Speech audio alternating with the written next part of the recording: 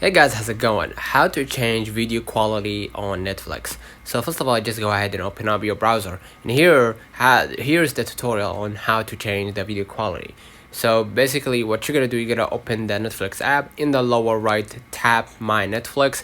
In the upper right, in the lower right, tap My Netflix, and then in the upper right, tap the menu, and then tap App Settings, and then tap the download video quality or video quality, and select either standard or high or higher. So basically, if you want to watch Netflix on a high resolution, you're gonna be able to see a demonstration right here. You're gonna be able to see it, and this is your Netflix basically. And what you're gonna do, you're gonna be able to see the app settings and then change it to your cellular data usage, because probably your Wi-Fi will be functioned on your Wi-Fi performance. And if your Wi-Fi performance was bad or mediocre, you will receive a mediocre or like mid quality